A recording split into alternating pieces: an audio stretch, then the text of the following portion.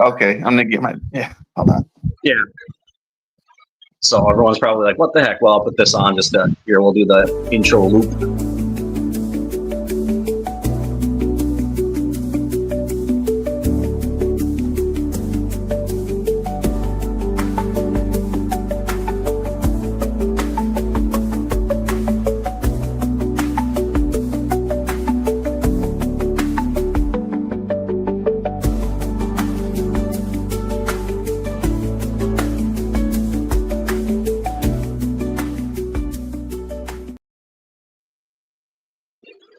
Okay, here we go. Welcome everybody to this live stream of the CEO Visit. I want to welcome Carol and Jeff that are here, and we're gonna in just a second we're gonna put up I'm gonna get the comments up here so I can see what everybody's doing. So, King of the Dots, welcome for being here already. And I saw a comment. I saw this comment.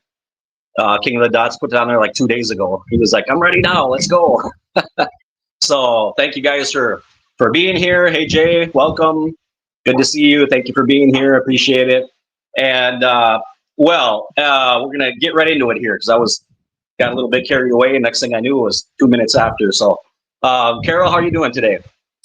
I'm doing very well. And I think the shock of everything is starting to settle in my mind, in my heart. But it was a pretty rough couple of days for me. Yeah. All right. Well, we'll get to that in just a second. And definitely, everyone's got a lot of thoughts on their minds, and that's why we want to open this up and kind of, we want to hear from everybody. This is your moment to vent a little bit and just, pour out whatever you need to talk about. And Jeff, how you been doing? I've been good. The last couple of days have been busy. I'm tired today, but I'm fine. Yeah. Okay. Good deal. Well, welcome everybody that's already joined us in the live today. So I'm going to put up here. I'm going to post the. Let me see if it's going to work. I'm going to post the. There it is. Okay. There we go. Okay, so I posted there the link to the live stream. So if you want to join in with us briefly and give your point of view on the situation, we welcome everybody to make a comment and talk about it. So before we get into this and right out of the gate here, I just want to mention that the purpose of this live stream today is not to push any type of political ideology from either side or from anything. Okay. It's simply to let you guys talk, let everybody talk and give your point of view on the situation that happened with Charlie Kirk very recently, the assassination, and kind of between all of us talk about what is happening in our society today. And I'm a strong believer, and I think that people like him and other people, regardless of whether you personally agreed with what he was talking about or not, but I think that at the very least, sitting down and talking to each other is the way that we are going to come to understandings and get ourselves out of this just kind of really, really toxic powder keg that we're living in today. That's at a point of exploding, and we're already seeing, like, with that situation, these little I guess you could say like mini explosions happening, but it's all building up to something bigger. And so at the very least, with Charlie Kirk as well, he was opening up dialogue. He was getting people to come out and talk about what they were feeling, whether they were in agreement with him or not. So I invite everybody also in the chat today. If you want to come on, you can come on. You can shut your camera off if you don't want to be seen. Just make sure your microphone is on, and you can come in and without judgment, without criticism. Let's hear what your point of view is as well. Okay, so Carol and Jeff are here today also. I'm going to limit what I say and just let you guys talk, and those of you that want to join us as well. And you know, you're going to hear their points of views, and maybe that'll kind of resonate with somebody else, even if they're different, and get you guys to be inspired and join us as well. Don't be, you know, don't be shy. Don't feel embarrassed. We need to talk. Okay, we need to talk. And remember that as witnesses, we are we have the stigma of like, we were never involved in politics. We were never involved in speaking out. We have to start doing that. Okay, we have to start getting involved in our communities. We have to start getting involved with other people, talking about these issues. And, you know, if we want to see these changes, we have to start being those changes. Okay, I believe in that. So as Jay says here, I think that, he says, I think Charlie may have been the next Republican choice for president. We'll never know. Maybe. Yeah. I mean, you know, anything's possible. Absolutely. So now we'll never know. You know, we'll never know, unfortunately. But why don't we start out? Carol, why don't you go ahead? You got the floor. So give us all your rundown of what you were doing, how you reacted to this, and what's going on now. When I first heard about it, I always go to Wikipedia because they are very quick to put that information up to confirm whether or not, in fact, the person is deceased. They had the date of death. It was there. So it was confirmed, because there's always a lot of, you know, false, you know, deaths put out there on social media. So I wanted to be sure. And I was feeling sick because I had a sneaking suspicion it was really true. And so once I verified it, it just felt like a sucker punch. Young man, younger than my daughter, father, husband.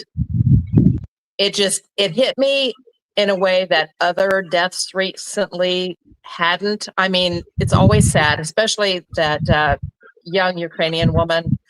That one was another sucker punch, but it didn't hit me quite the same. And so I was just sickened and was in my own little world in my mind. And then I started seeing the ugliness. And so I tried to scroll past it, tried to not pay attention. And it just seemed to get louder and louder. And there were more and more. And I finally couldn't take it anymore. And so I put up a written post. And it still didn't sit with me. I was still struggling. And I'm like, I cannot just be quiet here. And so I made a video. I very rarely put a video up on Facebook. I very rarely do that. And so I did, and I was almost immediately attacked because I didn't grieve like George Floyd or the Minnesota Congresswoman, I think it was Congresswoman, and her husband and dog in the same way. And I'm like, okay. I'm like, listen, everybody grieves each death differently. I mean, I'm going to grieve and I did, and I grieved my parents' death differently than my grandparents' death. Still family, but you grieve differently. But it's almost like a contest. You know, they need to get a certain number of points of, you know, compassion for their side, or I don't know. But I was just, and I tried to just as gently as I could and as kindly as I could explain, and it just was falling on deaf ears. And this person eventually blocked me, which is fine. I refuse to do the blocking, even though I don't want the toxic. I can always just unfollow. But their reaction to me is their reaction to the mirror that I'm holding up. There's no skin off my back. Their discomfort is their own, not mine. And I will not be shamed into knuckling under and being what they demand that I be and react the way they demand I react. I'm good with compassion. I'm good with trying to understand their point of view. I'm not good with coercion. and that's kind of manipulation. And so I did stand my ground, and it was so, oh my gosh, it was just so frustrating. However, I come at it from a really strange angle because I became a JW as an adult, but prior to being a JW, I had never voted. I still to this day have not voted. I am outside of the political realm because to that particular genre, I have always been awake. You know, in this country, there's primarily the two parties. And to me, and I'm quoting somebody, this is not mine, but it was a beautiful thing. He said, we've heard left wing, right wing, same bird, right? Well, he said, you know, two cheeks, same ass. Yeah. And I'm like, that's so true. It's so true. And guess what's coming Very out true. of it? Very true. Right? Yeah. So I've just never had any desire to be involved in that. That doesn't mean I'm not interested in being involved in the community. Absolutely. And like you said just a minute ago, if we want to see change, the one and only person we have control over is ourselves. So if you want change, then you be the change you want to see. And it will snowball. It will continue to grow out from you into your circle, and then from that to their circles, and so on and so forth. And so, but the ugliness, oh, that was hard to stomach. It was so hard to stomach. And very few people have, you know, taken it back. They've doubled down, a lot of them, and or even gotten worse. And I'm like, oh, I understand they are being coerced like we were as JWs. In their mind, they really think they're doing right. However, we understand those tactics. Unfortunately, like with former JWs, they have deconstructed the doctrine, they have deconstructed the religion, but the thinking patterns, the way their brain fires, exactly the same. It's just under a different banner. So, yeah. Yes. Yes. Absolutely. And, you know, it's, yeah, that's to be expected that, you know, when you go public on something on social media, regardless of what sentiment, that's the thing, regardless of what sentiment you express, somebody's going to get mad. Somebody's going to block you. And I think that's what's really worrying me. And of course, it's been for a long time, right? But it's getting to such a point where we cannot even, regardless, putting things aside, putting politics aside, putting all that stuff aside, and just saying, hey, you know what? I'm upset because a human being got killed today. And let's just take a moment to say, hey, you know what? I'm sorry that happened. No, you can't even, you know, because now it's oh, what about George Floyd? What about, okay, and here we go. But I think what you're saying is valid, Carol, because, you know, I want everyone to understand one thing, okay? And you said it with the two cheeks and same ass. Absolutely. Well, one thing we have to understand, people, like we talked about, we get out of the Jehovah's Witnesses, and then some people fall right into another cult. They go from one extreme to another. And in politics, my friends, in politics, get this through your head. There are no parties on Capitol Hill. Okay? There are no parties. They're all in the same bed together. Okay? Behind the scenes, they cut deals together. They go out on yachts. They're cutting this country up and dividing the power. Okay, well, if you guys win, this happens where I live as well. It happens all over the world. Politicians get together behind the scenes, and however things go, hey, if you guys win, you help me out, get me in here, get me this position, get me that. Okay, if I win, I'll help you. I'll get you in on a committee. I'll get you on a whatever, you know. And it's all understood beforehand. Okay, they're never going to lose. They're always going to maintain their positions. They're going to maintain their power. And the ones they got fighting over all this stuff are you and me, right? We're fighting over all of it, and they're buddies. It's kind of like, I like the analogy of like back in the day when a lot of us, like, we used to watch wrestling. and you thought that, just an example, maybe Hulk Hogan and Randy Savage or somebody like that, or whoever it was, that they were mortal enemies. They hated each other and all that stuff. And then you realize, like, actually behind the scenes, they're all traveling together and they're buddies, and it's a show they're putting on when they go out into public. So yeah, that's it's really you can't win either way. I mean, if you do it, if you don't, you're always going to lose with somebody. So Jeff, what was your thoughts and feelings this week when you heard about all this? So the first thing I'll say, Carol said something that I actually tell people as well, is people grieve differently and every loss is different. Whenever somebody loses somebody, that's what I say. So, that being said, I may have looked at Charlie Kirk through a very different lens than Carol did, but it's her grief. That's her grief. And anybody else who may have seen him through a different lens than me, they have their grief as well. Who am I to try to poke fun or do anything or just throw negativity at that, for one. So no, I really do appreciate Carol making that statement, because grief is different. That being said, the two things that came to my mind, for one, we're looking at this political assassination here in our day, 2025.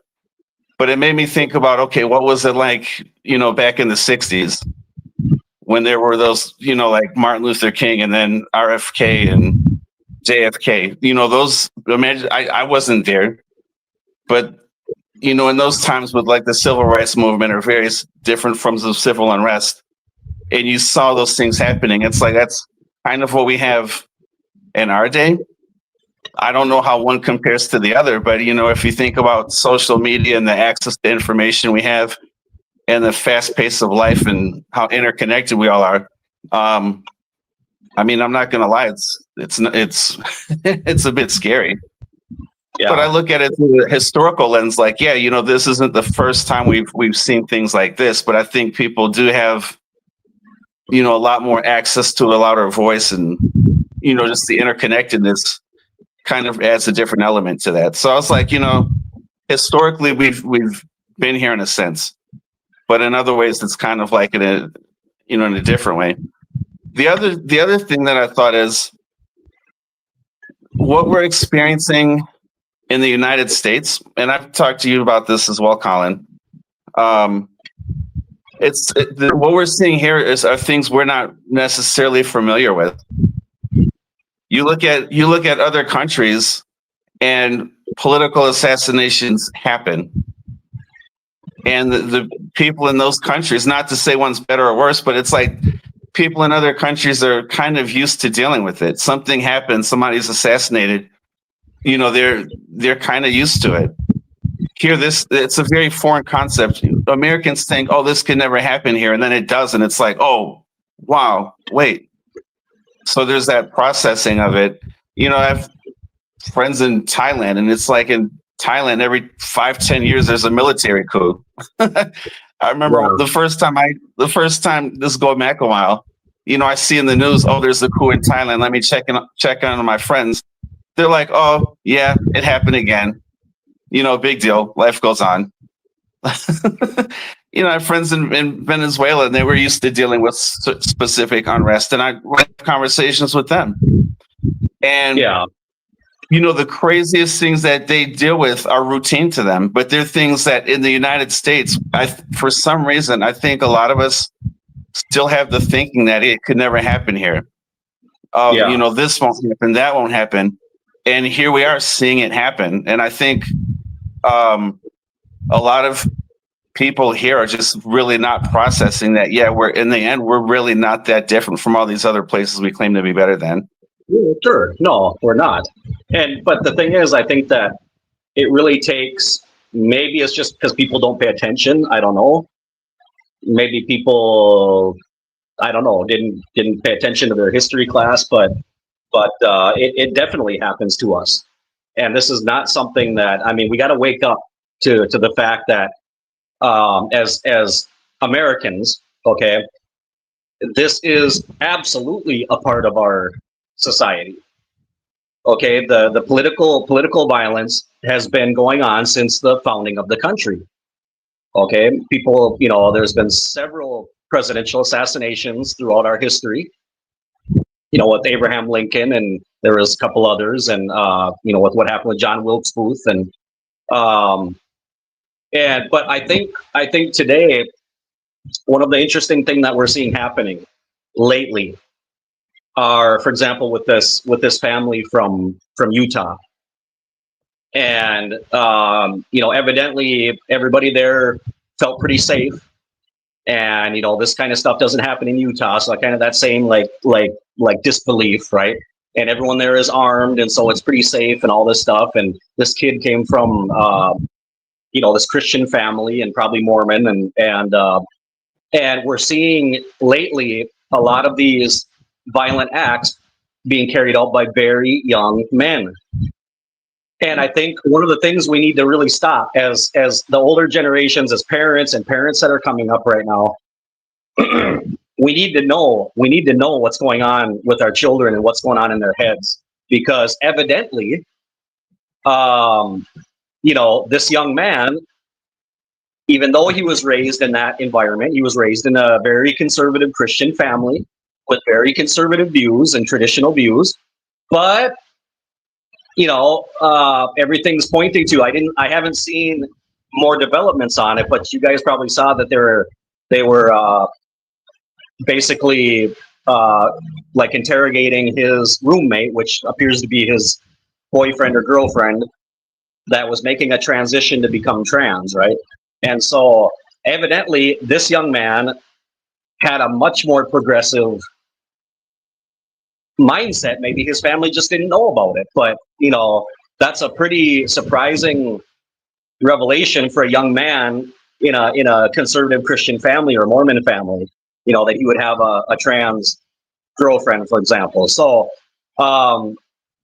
it seems like the same thing we see going on in the Jehovah's Witness organization, that a lot of these younger generations coming up now, like Gen Y and all this stuff, that's, you know, or Z, Gen Z, whatever it is, that's coming up right now, and they're just they're not really having it.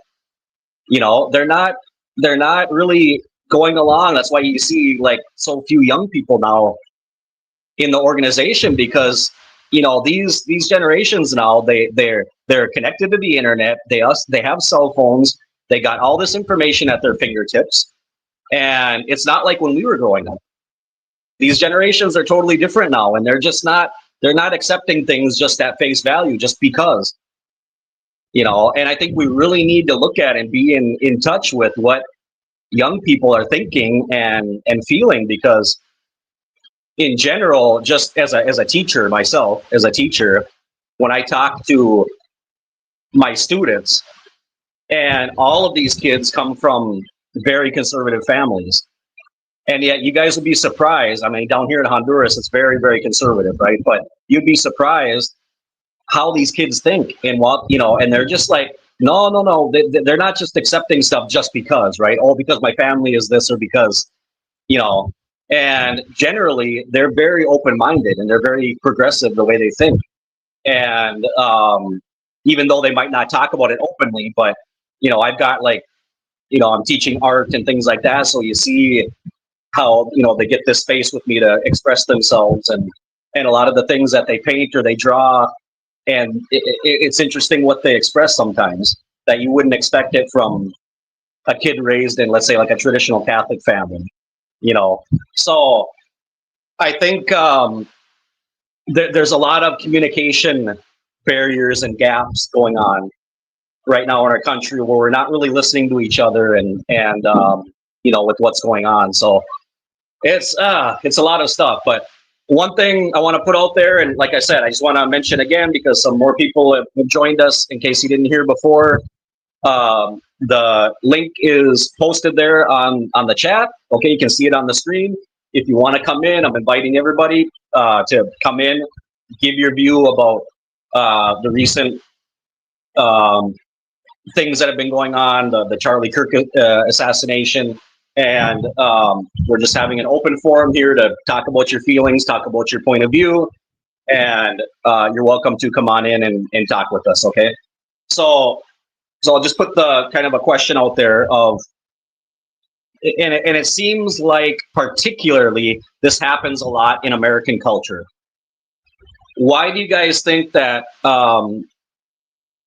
shunning is such a ingrained part of our culture? Because it doesn't just happen with witnesses.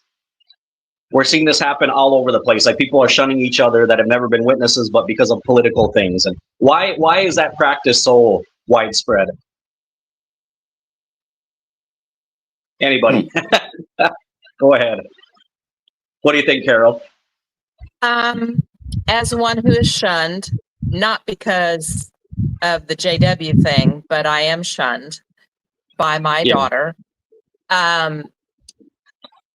I think it's like what I said before. I am very outspoken. I have never, once she turned 18, I have never said, well, you should do this or you should do that. I'm like, it's your life. You do what it is you need to do. I didn't even offer opinions really. However, she doesn't like to hear my opinion. Not that I'm saying it to her as, well, I think you need to, or anything like that. I just state an opinion. Yeah. She doesn't like it. And so she takes offense. Now, there's a lot of background and she has resentment, and I understand where it's stemming from. But she finally got to the point where she couldn't handle it anymore. And I opened my big mouth. I said something I shouldn't. I didn't say it as directly as I could have, but she knew what I meant. But you are reflecting them. And so when they are triggered by the reflection, they're uncomfortable. They don't like it. Just like you would walk away from a mirror, they walk away. And I think a lot of times that's the case. It's not always the case, but I think a lot of times is something is said or done and they see something about themselves that they don't like in what happened and they can't deal with it. So they have to, tuck tail and run. Yeah, very, very true. I think, to open up a dialogue with somebody you disagree with, especially strongly, requires emotional and intellectual nuance. And what is it easier to put energy into trying to develop those skills or easier to shun people? They're both hard. I mean, shunning people creates a lot of hurt between you and the one doing it and the person you're doing it to. They're both hard. But yes, to invest emotional and intellectual nuance to try to open up a dialogue with somebody requires work. And I think for a lot of people, the easy way out might be just not doing that and just cutting them off. Right. And I think one of the I'm just gonna throw in little comments here in bits and pieces, and you guys can sound off on it however you want to. Just kind of what I feel. This is just what I feel personally, and this is something that reflects my own way that I deal with life and with other people, and because my way that I live my life has always been live and let live, right?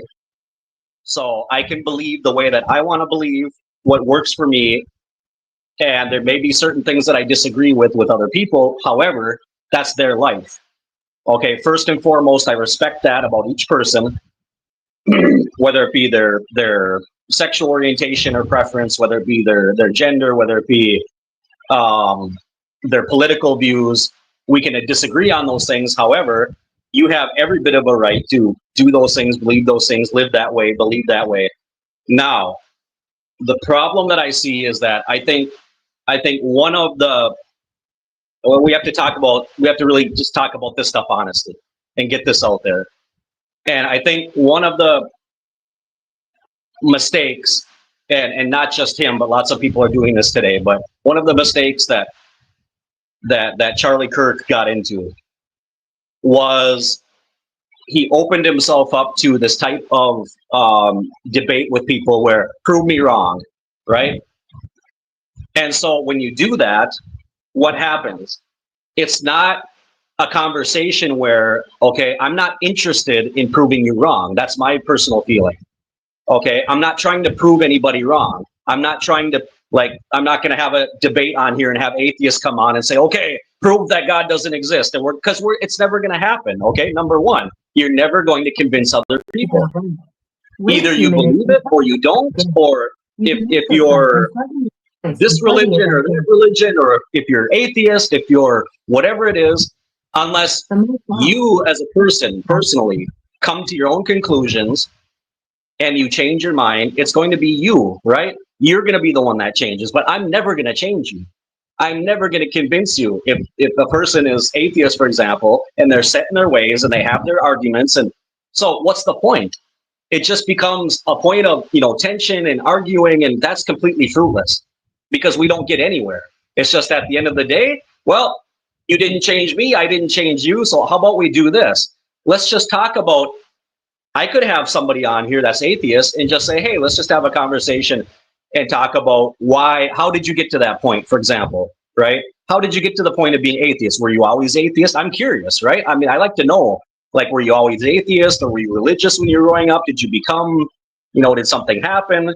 And I'm not in the least bit interested in trying to convince you to come over to my side. I mean, we can talk about it. I can tell you what I believe and why I believe it and my experiences. But in the end, that's your choice. It's your choice to be whatever you want to be. And I think the problem is in the environment we're living in today, when you say, prove me wrong, that sets up a barrier, a separation, like you're over there, I'm here, and you're assuming that you're right? You're assuming right away that the conversation starts out that I'm right. So I want you to prove me wrong. And so eventually, sadly, what happened? Well, you've got a young man who, for whatever reason, maybe he was insecure, maybe he was, because he's really not cooperating right now. He doesn't want to say anything. He's not cooperating with the authorities. But if you got a young person that feels insecure about maybe their arguments, they feel insecure about their belief system, and maybe they feel like I'm not capable of taking on this guy face to face and arguing with him because he might, walk all over me. He might destroy me. So guess what? I can show that I'm stronger because I got a gun. And so in the end, what did he do? Right? Well, he silenced him forever. Right?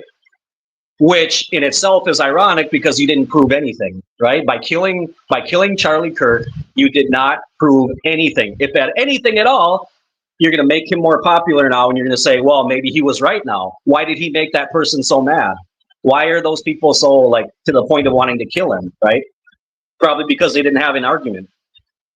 They weren't able to articulate themselves enough to bring an argument to the table and stand up for their beliefs and give reasons. So I think playing into what Jeff was saying just a second ago, if you're going to talk to somebody with talking to other people that you don't agree with, you have to have a very high level of emotional maturity, right? And we know that lots of people do not have that. Lots of people do not have the ability when they're challenged. Well, we see it every day with witnesses, right? When they come on our channels, they make comments and they're just defensive, right? And it's like, why can't you just sit down and have a intelligent conversation with me, right? And a mature conversation, but it's like 5-year-olds pointing fingers. Oh, you did like this guy that but other churches were doing it. Why aren't you, talking? And it's like, well, that's not a justification, right? So a lot of people in our country do not have the maturity to have those kind of conversations. It's all, I want to be right. And the defense mechanism that they put up is, okay, once I find out you don't agree with me, then I separate you. right?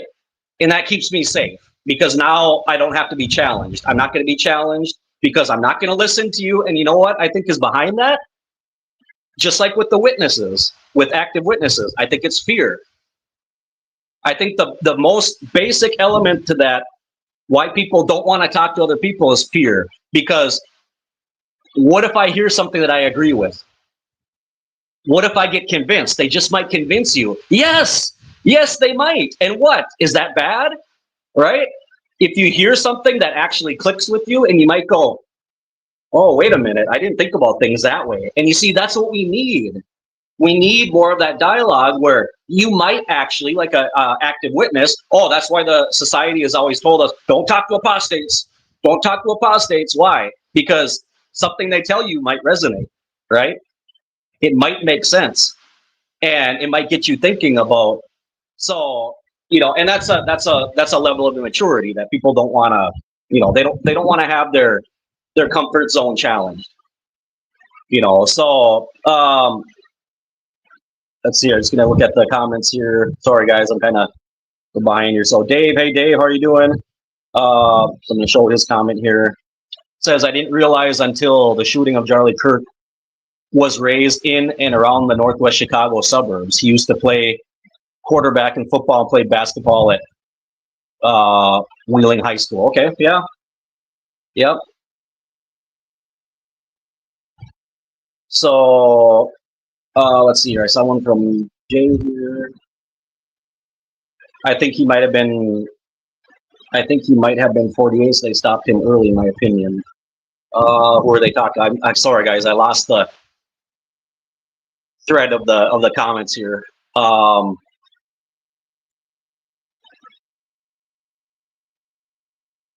Okay, so yeah, so Dave, I'm just putting the comments up here that people are saying. So David says that Trump is attending his funeral. JD and Usha Vance as well. Trump didn't attend the Minnesota congresswoman and her husband who were murdered recently. So yeah, well, it's again, that's it's I think it's something that all of us, with things like that, like we need to sit down and kind of put political things aside and just realize that this is something that happened to a family. There's a family grieving. There are children that are without their father now. There are, same way with the Congress people there, and what happened in Minnesota, same thing. And we need to stop looking at this as like a left wing, right wing thing, or oh, that's a Republican, so I'm not gonna. They got what they deserved, or this and that. It's like, well, let's not lose our humanity. Okay, and that's what I see a lot of. Like people are just, oh, if you're left wing or if you're right wing, then all of a sudden, you're not a human being anymore. And that's that division that's been kind of, put in us in our society lately. And that's kind of sad, Yeah, he was a young guy, definitely. Yep, very young guy. That's sad. It's sad. And you know what, guys? I'll be honest with you. When I saw, until I saw, because I actually was at work when I heard about it, and I saw the thing came up, Charlie Kirk dead, and of course you see that and you hear that and it doesn't really sink in the moment. And then it wasn't until I got home and then I actually saw an unedited video of the assassination, and just the graphic nature of it, and realizing in that moment, this guy that all of us have seen so much on social media, and in that moment, he was a vulnerable human being. He was there, and in just like that, a split second, he's dead. He's gone. That's it. And it was kind of like, I guess I haven't really seen a video quite that graphic since maybe the JFK assassination. It was quite for me. It was quite shocking to see, just that how he got killed, and I think it's just that realization of like, I don't know if people like really sit down and just realize like, there's a human being that a couple of minutes ago had plans, had things going on with his life, his family, his career, and it's over now. It's done. He's not coming back. That's a life that was rubbed out, and that's a pretty heavy thing. And for a young person to make that decision and to take somebody's life, and it's just, wow. It's I don't know if this young guy really understands yet quite the all the implications of that decision that he made. I don't Taking think he somebody's does life. either. He was No. 22. His brain hasn't fully developed yet.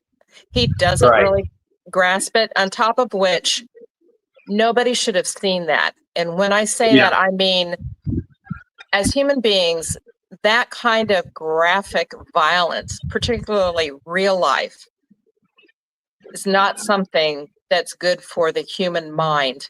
It Yeah. messes with your brain chemistry. And we have been conditioned, particularly the young people. I'm not a gamer. I've never been a gamer, even when it was, Super Mario Brothers back in the day and all that.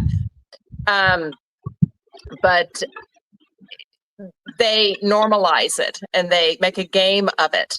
And now it's not real. And so even in the real, they can't distinguish, particularly, like I said, his age. His brain isn't fully developed. I feel real bad. One day it's going to hit him. I feel terrible for him in that he's going to have to live with that. I don't know, how it's all going to play out or anything. It's so disheartening. And then, the people that either excuse it or celebrate it is also disheartening. Because again, they've normalized this kind of violence. And there are just no words really. It's just seeing human beings behaving worse than wild animals is just, that's what's shocking. That is what I find so disturbing. Yeah. Let me throw a little curveball at you guys here. Speaking of that, I think that was an interesting thing, and I wanted to get to that. How much do you think, maybe, I don't know, in this particular case or in general, because it seems like there's kind of a common theme where these young guys are gamers. They said that about this young man, this Robinson. How much do you think today the very ultra realistic nature of these video games influences this kind of action? Do you think that plays a part in this? It absolutely plays a part. I couldn't say even remotely accurately how much of a part, but it has to. And it's not just the games, it's the entertainment, it's the movies, it's the television shows. And the way they're able to make it look real, it desensitizes. And then with young people, as their brains are developing, they are developing with that. That is a real problem, I think. Yes, absolutely.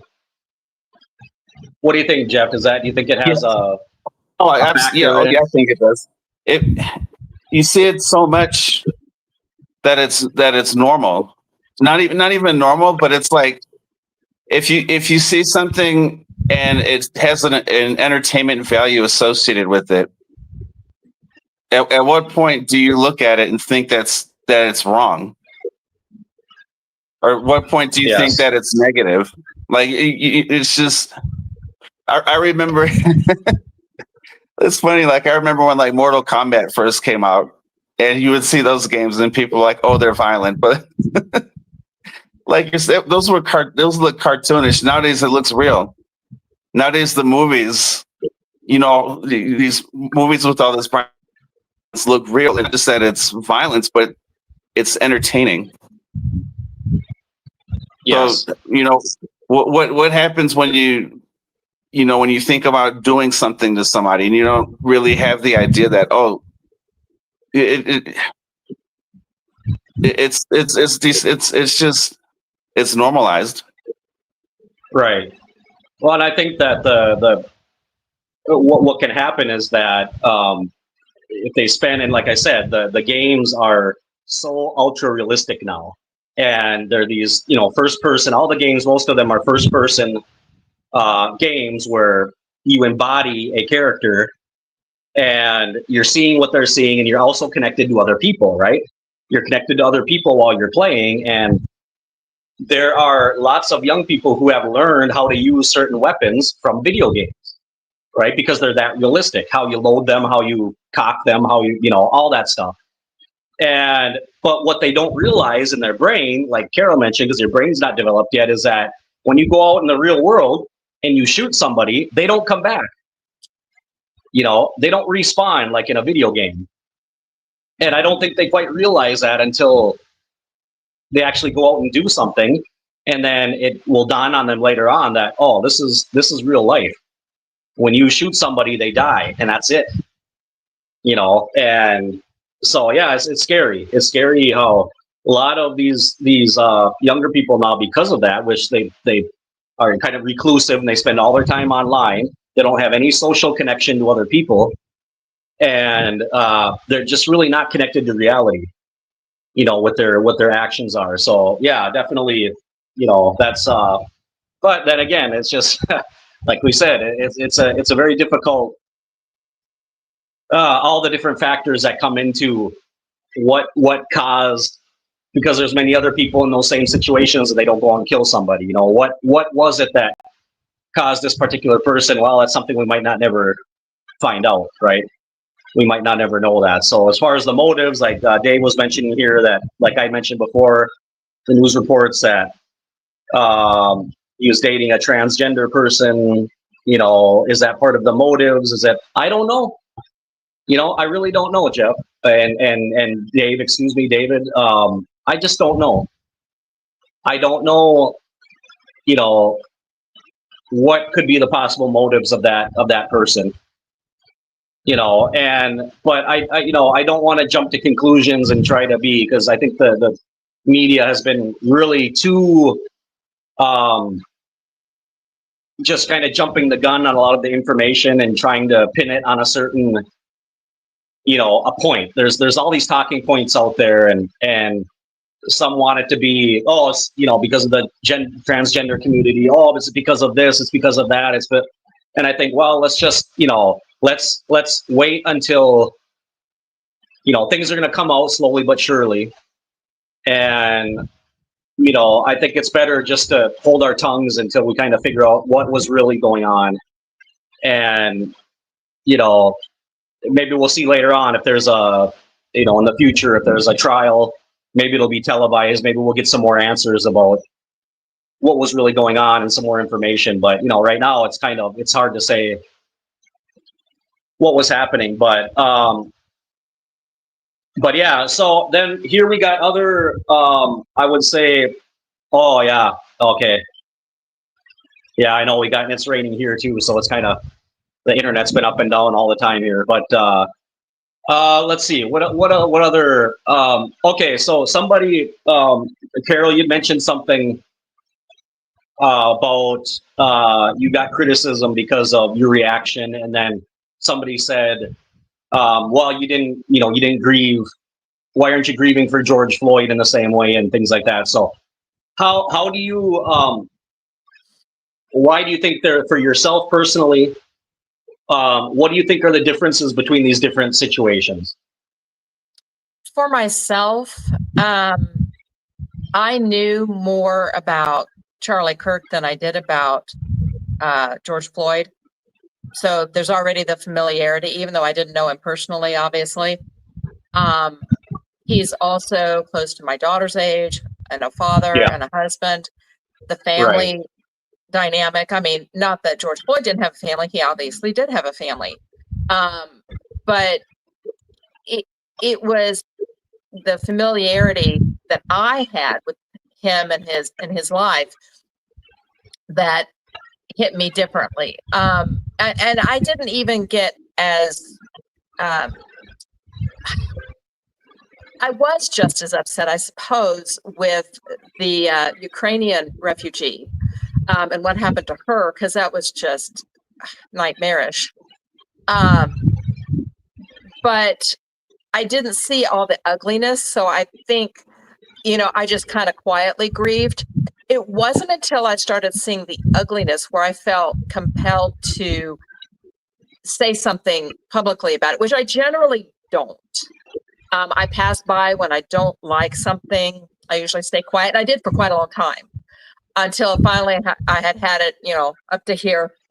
And I'm like, I got to say something. I was grieved so badly, and I was so just worked up. I couldn't hold it in.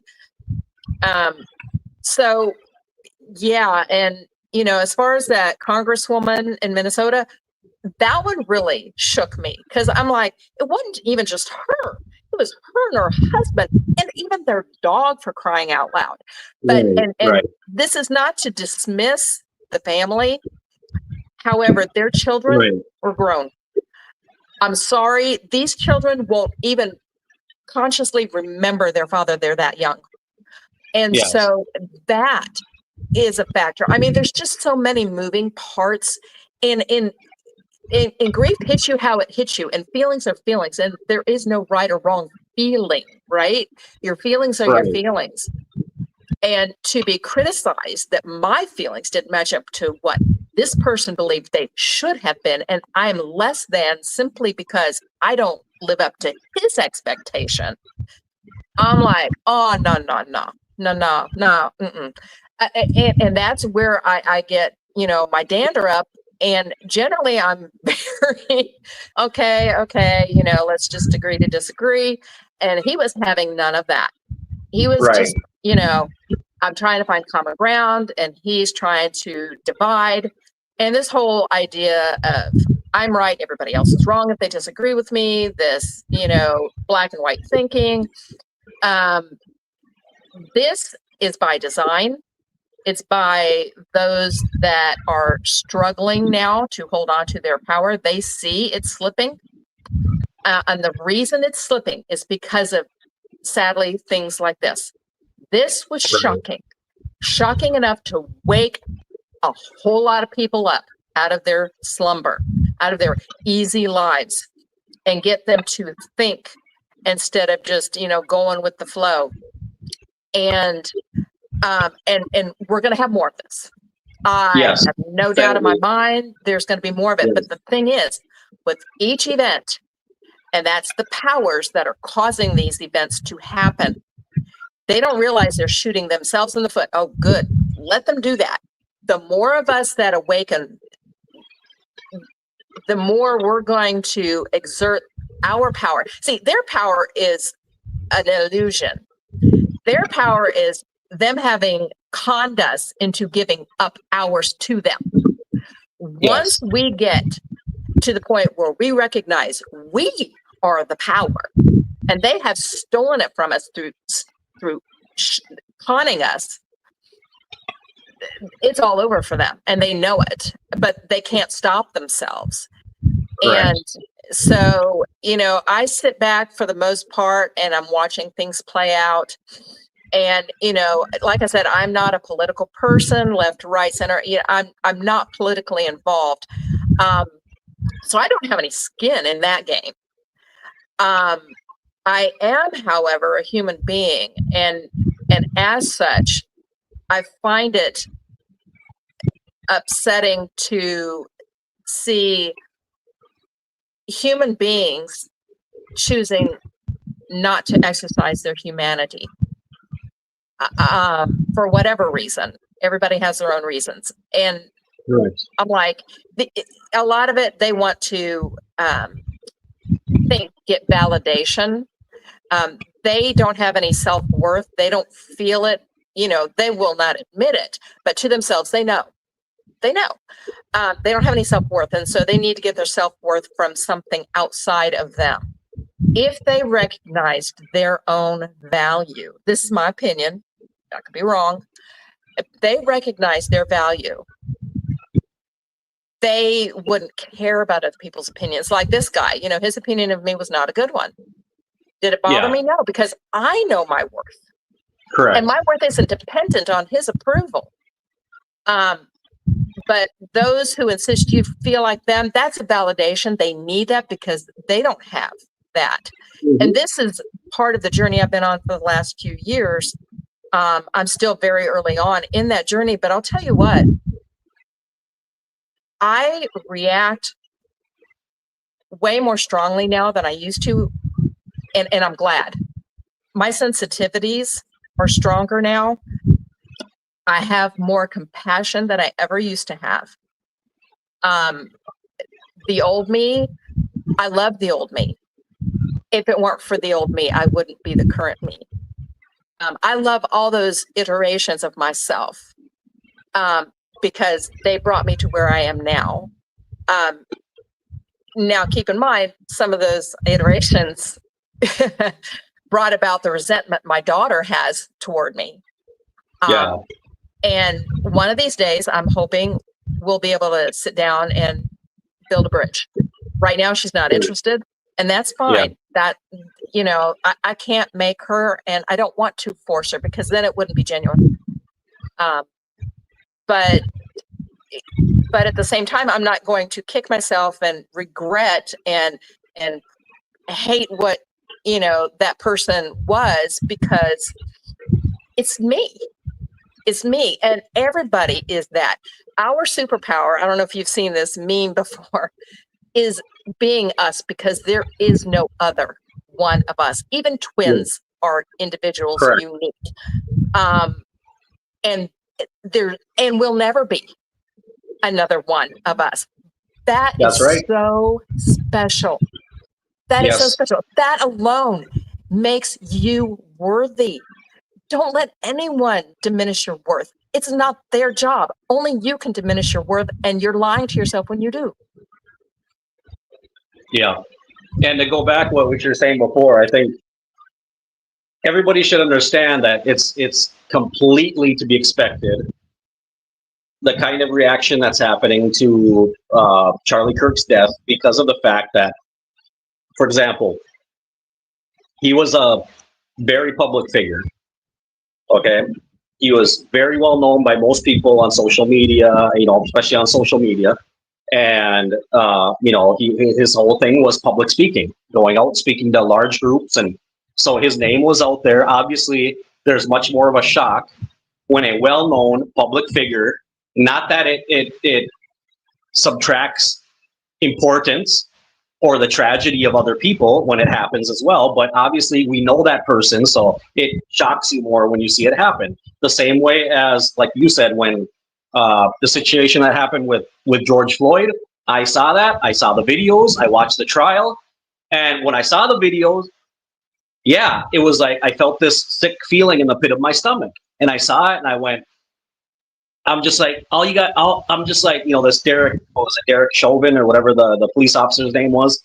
Yeah. And this was in Minnesota. This was my people. This was, you know, I'm sitting here going, all this guy got to do is get off of him. Just get off of him, right? That's all he had to do. And so same thing happened with about a year later, and that thing was still really hot, that whole situation. And then the thing happened with Daunte Wright, when the female officer shot him instead of tasing him. And when I saw that video as well, I was just like, oh, shit. I was like, here we go again. She screwed up so bad. I was just like, oh, and the kid, you know, yes, he had legal problems. He had been arrested. He had a warrant out for him. But was a traffic stop worth him dying? No. He shouldn't have died. There was no justification for that whatsoever. The same thing with the lawmaker in Minnesota recently that was killed. Now, one of the factors that contributes a lot to this is that, for example, the lawmakers in Minnesota, nobody saw that happen, right? Nobody saw it happen. There's no video of it. Whereas you can go online and, you know, Charlie Kirk's unedited murder is out there everywhere.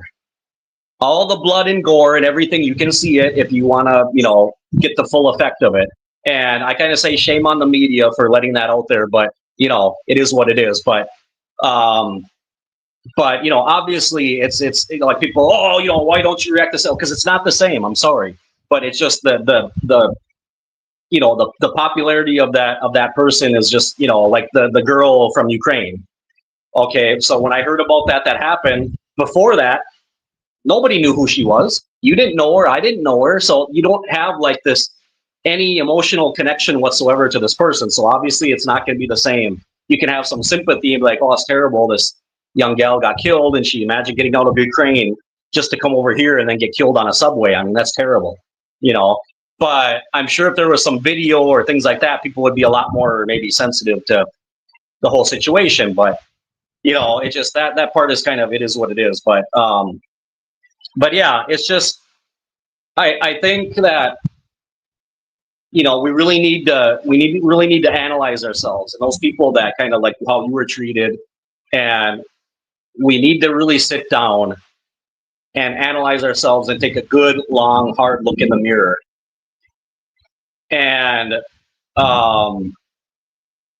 just kind of ask ourselves what's happening to me, what's happening to where the first thing, if someone did feel this, when we saw the fact that somebody just got murdered, and if your first line of thought was, oh, it was this right wing, and okay, you got to stop. Okay, we need to stop and we need to analyze what is going on, okay, about your feelings, about yourself as a human being, instead of saying, oh my God, this is terrible. Okay, somebody, just hold on a second here. I gotta kick somebody out of here. Give me a second, guys. Okay, so that Comic Kish, I banned him. He's out of here.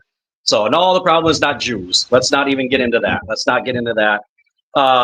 And no, Jeff, I absolutely agree. I agree too. I felt very bad, especially realizing, like I said, like somebody imagine what it took for her to get out of Ukraine, to get out of that situation, that violence, and come over here and think that you're safe now. You've immigrated to this country where there's rights, where there's protections, and get murdered on the subway by some random guy. It's just awful. It's absolutely awful. And I really think what's going on with a lot of immigrants is awful, but that's another topic. We'll talk about that. We'll talk about that another day, but that's a whole other can of worms that we can open up and talk about. But which, like I said, everything, all these situations, we need to sit down and look at, am I saying, we don't need to sit down and talk about these things? Am I saying that we don't need to have laws about immigration? No, but I think we need to be humane, and we need to find better ways of handling these situations, and we need to find, a better process for people to come to this country that's easier, that doesn't cost as much, and have a better screening process so that people can come that have skills and that have things that we can use here.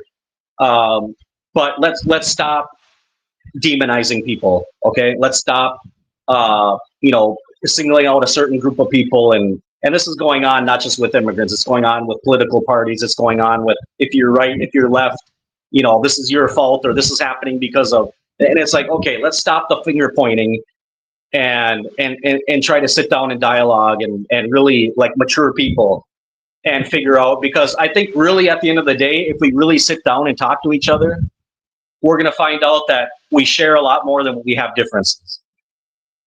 I think in the bottom of our hearts, all of us want to have a peaceful society. We want to live in peace. We want to have, a good economy, and we want to have protection. We want to have security. We want to have healthcare. And so we need to start out, I think, how about this? Why don't we sit down and first of all, list all the things that we agree on and that we have in common. Okay, maybe we disagree on how to get there, but we all agree, like all those things that I just mentioned. We want to have those things, right? We want to have security, protection, and healthcare, and we want our borders to be safe, and we want, we want to have gun laws, and we want to have. But how can we get to those without, blaming everybody? okay, and pointing fingers at each other, and and I think maybe at the end of the day, I don't know. I don't know what you guys think, but maybe it's a question of maybe we all need to sit down and maybe there's some forgiveness in order. Maybe we just need to sit down and say, hey, you know what? Maybe I've screwed up. Maybe the way I've expressed myself hasn't been the best way, and I need to maybe apologize to the other side, or maybe I need to apologize to my friend or my family members, and maybe our politicians need to do the same thing. Maybe they need to get up there and maybe recognize that, hey, you know what? We've kind of been, we've been going for a lot of this kind of riling people up, this inflammatory type rhetoric, and it's been going on both sides. I don't think anybody's innocent in that sense. And maybe just say, hey, you know what? Maybe we just need to forgive each other. Maybe we need to sit down and really start to talk to each other. I don't know what you think, Carol, about that. Well, yeah, it's a nice idea, but I don't believe the politicians are going to do it any more than the governing body's going to do it. Yeah. Yeah, it's a tough thing. I mean, maybe I'm, I don't know. I just think about, the way I am, and maybe you're the same way and stuff, but the problem is politicians, above anything else, they're concerned about conserving their positions and their power and their money. And so that's a big problem. Yep.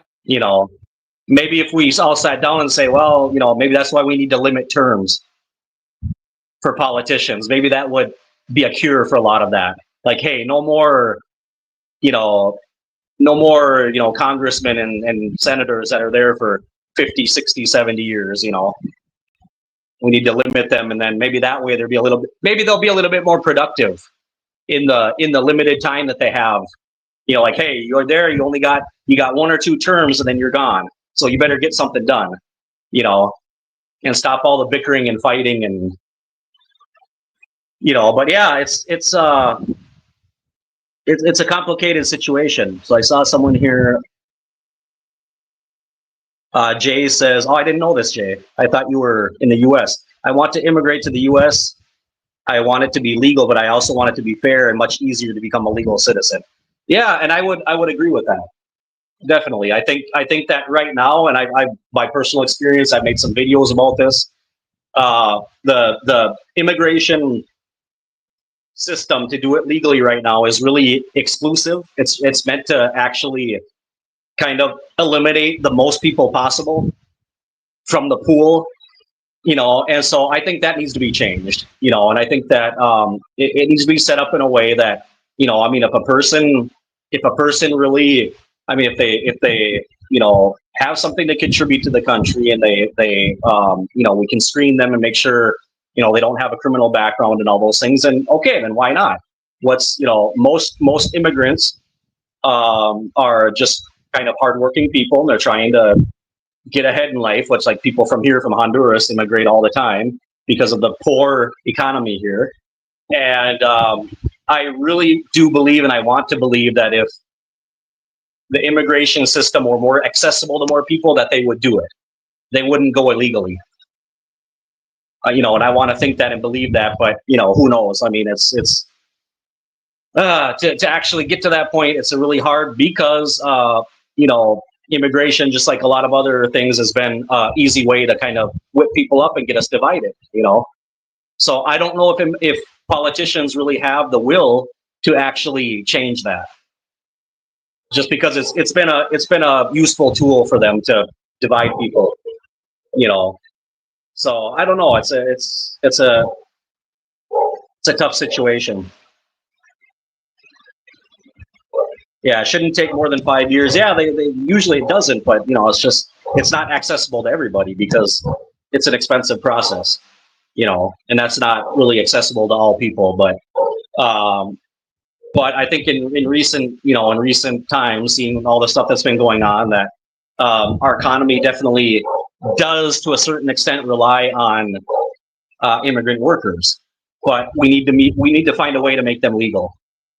And I think that'll eliminate a lot of problems, but yeah. So, but yeah, it's Well, this has been a, very, very, Carol, been a very interesting, conversation. And, I don't think in any way, and I don't think our purpose either today was to necessarily solve anything, but at least everyone's been able to kind of debate about this and talk about it and just have a conversation, an open conversation.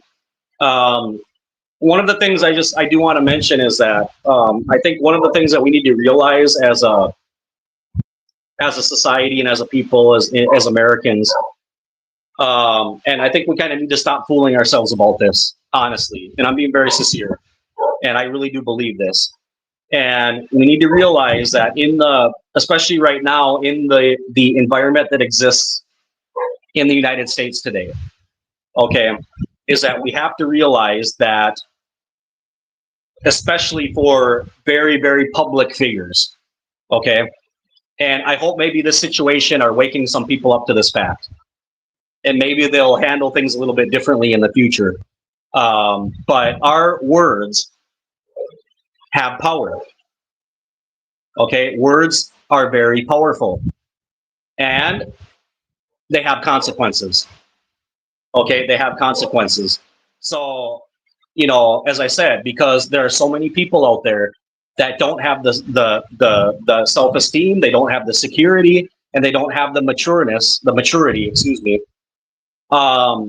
to have mature conversations and express their point of view. We have to be very careful with the kind of message that we're putting out there, because depending on how that message falls on a certain person, there are people willing to act on when they hear a certain message and the way it makes them feel. They're willing to act out, and they're willing to put their own message out there, and maybe that is taking somebody's life. And I think one thing that all of us and our politicians and everybody needs to dial back a little bit is the inflammatory speech, and just this in-your-face sensationalist, it would really just it just riles people up. And if that message falls on the ears of a person who feels oppressed and maybe they have some mental health issues going on, that can be a powder keg. And I think we've seen this with the situation with Charlie Kirk, unfortunately, and he had to pay for it with his life. Okay, and but this definitely, I think we all agree on one thing, that this kind of situation that we're seeing in our country, and this violence that we're seeing, has to change. This has to change, and especially for our young people, that's going on. With what's going on with them. And kind of in summary, like, we need to be more connected to what people are feeling and talk to them, because evidently that's not happening. So, okay, guys. Well, this has been Guys Oliver, and it's really getting to start to rain hard here, and I'm having trouble hearing. But I want to thank everybody. Carol, thank you. Jeff, thank you. Thank you, everybody in the chats. David Wicklund, Jay, Butterfly. Let me see who else here. If I'm missing somebody. Danny from her XJW channel. Thank you very much. And I like watching your channel with your information. Very timely information, very well thought out. And thank you again for that donation. I really appreciate that. And thank you all for helping me. And I think this is very important that we do this more. I hope we can do this more, where we have these spaces where we can have a safe place to talk about these situations, and each person can give their point of view without fear of judgment, without fear of insults or things like that I think we've all had to experience to a certain extent. Because I think all of us are very sincere and interested in really making a change, just like we are with the Jehovah's Witnesses, right? And so I think all of us have that maturity where we can talk about these things. So thank all of you. I very much appreciate it. And so I'll just ask everybody to, those of you that have faith, pray for the country, pray for our society, for our young ones, that this change will come, and that God help us all, right? So I want to thank everybody. Stay tuned for more videos coming up on the channel. And I'll see you again in the future. We'll be in touch, okay? And thank all of you guys.